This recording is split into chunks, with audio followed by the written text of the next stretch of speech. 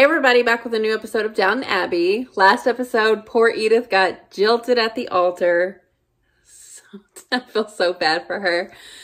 But at least they're going to be able to keep Downton Abbey because Matthew finally accepted the money and is going to use it to help. He and Lord Crowley are going to share in the estate.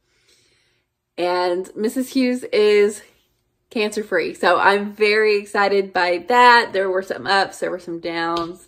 The feud between Thomas and Mrs. O'Brien is heating up. I'm so worried about Mr. Bates. It seems like his celly is up to no good with him. Not good.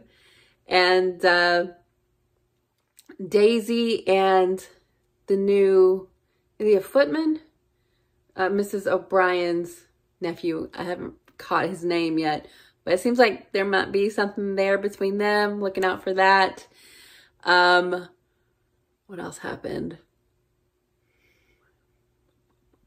Ethel, we keep seeing a little bit of her. She's having to resort to sex work because she just can't catch a break, even though Lady Isabel is trying to help her out. So we'll see if there are any new developments there. But I'm very excited to get into it, see what the next melodrama is going to be, because we wrapped up some things in the last episode. So I'm sure there's new ones right around the corner. So here we go.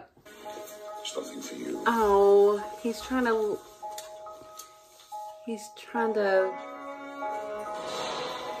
Mr. Bates, no, you can't do this.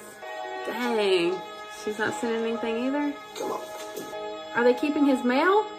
They've stopped all his visitors. They're doing this. Well, he's not written in quite some time now. Mrs. Hughes is short of a housemaid. Mrs. Patmore wants a kitchen maid, and I need a new footman. Yes, let's get to it. All American women will have the vote. Which is more than they do here.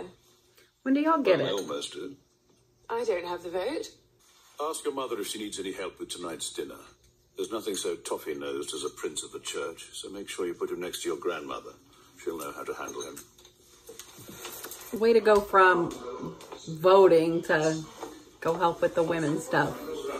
I don't like to feel the house isn't being properly represented. Is that aimed at me? Yeah. If the cap fits, wear it. Ooh. You're very quiet. You'll never guess what. Cora said you'd been to the doctor earlier. I wondered why. To find something for my hay fever. You thought she was pregnant? I think we can worry about that a little further down the line. Doesn't sound like she's ready or wants them at all. That's very kind. Don't worry that he's being gallant and trying to set me free. That's what I thought too, He wants but me to make a new life without him. I doubt it very much. is that what that is? Then why would he be silent like this? But it seems like he's not getting your No, letter. you tricked him. Dawn's reported you to the governor for violence. You're officially a dangerous prisoner. Come on. The governor won't fall for that. No. So when was the last time your wife came to visit him? How many letters have you received lately? They are doing it. Oh, he thought... Oh, he was worried too. Ah. Don't thank God until you know what else they've got in store for you. Stop talking! Could you write to the Bryants to say I want them to have Charlie? We've already been down this path. To no avail. Ethel has had a very hard time of it since she left us, Mrs. Bird. She's had great difficulty making ends meet. We know how she solved that problem. Excuse Give my you. regards to Mr. Maudsley. Who's that? But tell them I'm all right. I'm out of the flat. They haven't stopped me. How has it stopped you? Sybil? Sybil, what's going on? Tom? Do you have any luggage, sir? I barely have the clothes I stand in. Other men have normal families with sons-in-law who farm or preach or serve their country in the army. Move They on. do, but no family is ever what it seems from the outside. You ain't lying. He's on the run from the police. You gave them Sybil while you saved yourself. Sybil's out of the I think they'll flat. hold her. But if they do, then I'm prepared to go back and face the consequences. You damn well better be. He You must see is. the Home Secretary. And tell him what? The police say he was there. He says he wasn't. I didn't say I wasn't there. Oh. Those places are different for me. I don't look at them and see charm and gracious living. see something horrible. It's Drango Castle, I rather agree. Mama, you are not helping. But when At something all. turned out, standing there with their children, all of them in tears watching their home burn. I'm sorry. For Sybil's sake, if not for his, you have to see Mr. Short. I don't have to do anything. I never meant Go to bed. I'll give you my answer. Bed. Tom, you do have a kid on the way. This was reckless. She married beneath her. And who are you then? Habsburg Archduke? What if he has to go to prison? What then? That's quite enough of that. Thank you, Miss O'Brien. Is it not enough that we're sheltering a dangerous revolutionary, Mrs. Hughes? Could you not have spared me that? Isn't that bad? Come on. I'm here to see Mr. Carson. New footman. Who's this? Jimmy Kent. If you'll wait there. I mean, he's quite dashing. I want to Thomas. make it quite clear that whatever I do, I am doing it for Sybil and not for you. We know. I find your actions despicable, whatever your beliefs. What a harsh world you live in. We all live in a harsh world. But at least I know I do. Oh. Oh. Yeah, it's really easy to judge in this circumstance Yes. from your She's closed up the house and tower. gone to live in France. We're not judging you. I'm judging her. We I know. judge her and I find her wanting. A lot of judgment in this episode. I can do that. Sure, I don't need your help. This bird. Thank you, Mrs. Bird. Oh, do pick him, Carson, and cheer us all up a bit. Alfred's nice, but he does look like a puppy who's been rescued from a puddle. Well, it's settled then. Tell the maids they can buy their valentines. So be it, my lady. Thomas, too. Oh, this is so sad. I give you my blessings for your whole life long, my darling boy. You've done a hard thing today, Ethel. The hardest thing of all. What chance is there for a woman like her? She's taken the road to ruin. There's no way back. Turnabout's fair play. I don't know. I've done nothing. You better come with us, Craig. You'll be sorry. Ugh, when is this gonna end?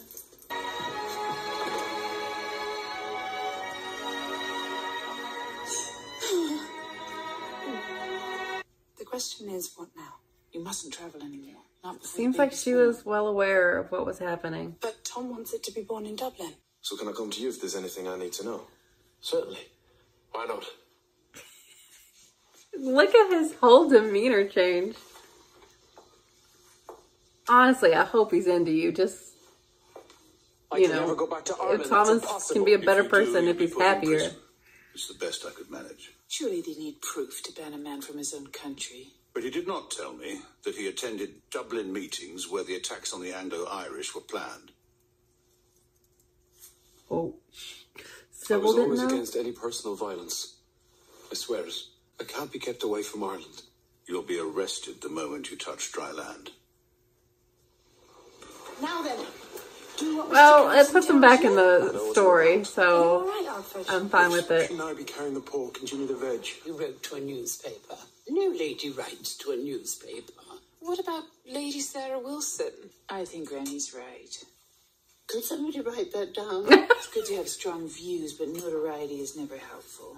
Yes, there were some aspects of the way things have been done that I wasn't quite sure about. Oh, Like Murray, he's gonna challenge some stuff.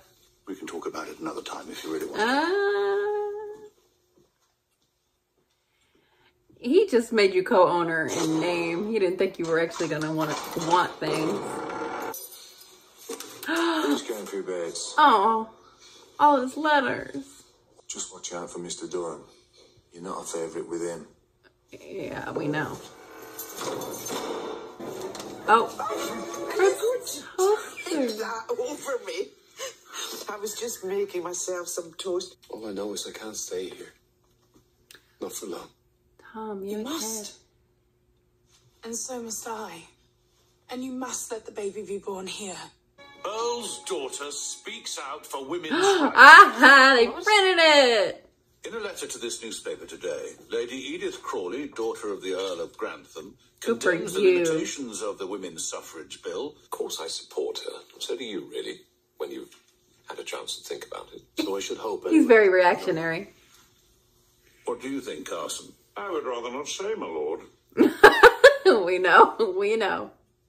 There's quite a packet of letters arrived for you earlier.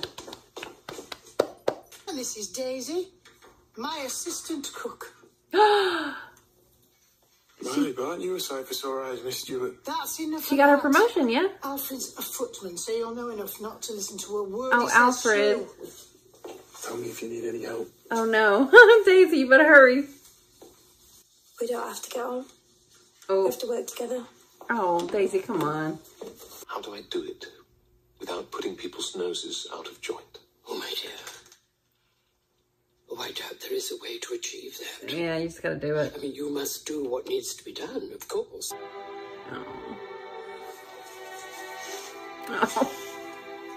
Okay, well, I knew there would be more melodrama coming, and the biggest being Tom and Sybil.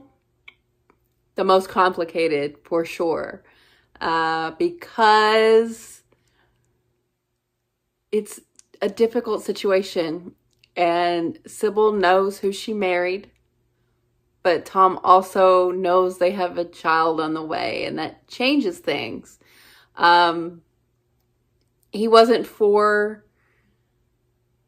violence to any person. Yes, property was damaged, but property is not people. And when you're talking about revolutionary acts, when people riot, when they feel they have no other recourse, what the people in power always rail against is damage to property. Like, that is comparable to the oppression of people. So I definitely understand where Tom is coming from, and it's who he's always been. But, you know, when it's your wife and child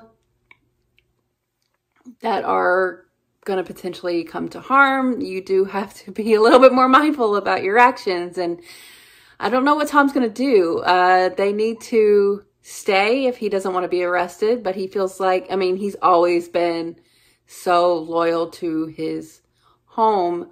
I don't know if he's going to be able to keep himself from staying out of it. Maybe he can have some correspondence, still be involved in the revolution in some kind of way. I don't know. But yeah, that was kind of a wild thing to happen. And Sybil knew some of it, but not all of it. But she was okay with what happened. She just wasn't okay with not being in the loop. And we'll see if it gets worse between them. Hopefully they'll stay a united front, because, you know, Lord Crowley's not here for it. So hopefully they can find some kind of middle ground, but we'll see. The Anna and Mr. Bates stuff is so sad. I know they got a win here and they got their letters, and they know that both of them haven't given up on each other, but that guy is going to lash out again at him. It's going to escalate. I'm so worried. He's got to get out of there. Like, I can't believe it's lasted this long. I need him back. I need him back. And they haven't gotten even close to finding a reason or an evidence to get him off of this charge. So I don't know what they're going to do, but I'm glad that they're feeling better about knowing that they haven't given up on each other. That was really nice. Love to end the episode in that way. This episode just had a lot of judgment, a lot of class issue, which is rife with this show. Basically, most of it is dealing with these class structures. And even the wait staff looking down on Ethel because they have deemed her lower than they are. It's awful. Ethel made a mistake and it completely altered her life. And it shouldn't be this way. There should be a social safety net for people in her position where she doesn't have to resort to selling her body if that's not what she wants to do, or giving her child up. It's awful. I felt her heartbreak. I can't imagine having to do that. But we know her position, and it's understandable that she would want to give her son a life that she cannot provide herself. And I hate that dude's father. He's the worst. But she made her choice, and even Lady Isabel couldn't really understand it. But like Tom told Lord Crowley, like, this is a harsh world. Just because you're, above everything and not paying attention to it doesn't mean that it doesn't have harsh realities that people have to live in. And Ethel is one of them. And Tom is aware of the inequities of life, and he's fighting for his people. So I really like this episode. I think Edith getting a win here was great, because she is fighting, because she has all the privilege in the world, but she is still oppressed simply by being a woman, even though she is someone that has wealth and social safety. It's great that she's doing more. Like, she's kind of like taken over for Sybil in that regard, and using her platform, her position, even if it is like her father didn't believe that they would publish it, but they did. And it's a big deal for someone in her position to give her voice to the movement. That's great. There's just a lot of that here in this episode in particular, and I really respond to this kind of stuff because while I love Downton and I love the Crowleys, like, I always in the back of my mind, I'm like, burn it all down, like this class structure is evil. And it's a warring feeling to have Tom see that family suffering because they set fire to their castle, and understanding on a personal level, it is sad, but it's you're weighing the greater good always. So I really, really like what they did here with the new footman. Very excited about that. I hope he's into Thomas, just because I think it would be good for everyone if he was happier, because then he wouldn't want to spread his misery as much as he does. So if he's not, then one of the one of the maids is gonna get with him, probably, because everyone was swooning. I mean, it got him the job in the first place. So the Matthew stuff is really interesting, because he's trying to use his new position to make some changes, because he's seeing what they didn't go into specifics of what's going on, but he said it's being mismanaged, and Lord Crowley dismissed him because he doesn't view him as an equal, even though that's what he stated he wanted him to be last episode. Well, he's going to have to prove that that's what he really meant, and I'm sure he's going to have issue if Matthew keeps pushing this, but I hope he does. So I really like a lot of the things that happen here. I don't want Daisy to be at odds with the new maid. She should be happy that she got a new position, but I know she's super into Alfred, and she may have missed her shot right there. But that remains to be seen. We don't know. I really like this episode. I like when they have this kind of conflict. I just hate the Mr. Bates part is just killing me. I hate that he's away. I hate that he's having to deal with this. And Anna is being sad about it. She's caught in the middle and it's nothing to do with her. let them talk. It's like the one thing that they have. So we'll see how this all goes, but things are never just... Also, the Matthew and Mary thing was interesting. Matthew just assuming that Mary was going to just start popping out kids, and that doesn't really seem like something that she would want, especially right now.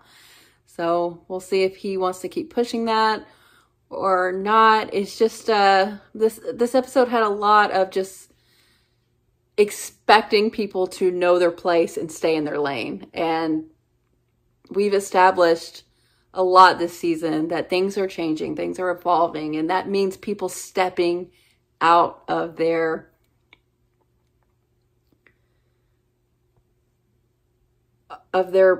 positions that they feel like they shouldn't be in, or they should have more say in their own lives. And I love to see it. And I'm curious to know by the end of the show what big changes happen, or if it's just a bunch of small changes. But changes are happening, and I love to see it. So Lord Crowley hates it all, but like they said, you know, think about it a little bit. He usually calms down and does the right thing.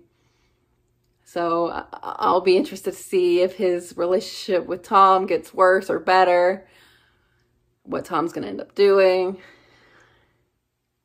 I don't know. But yeah, this was a really good episode. I really liked it. So thanks for watching, guys. I'll be back soon.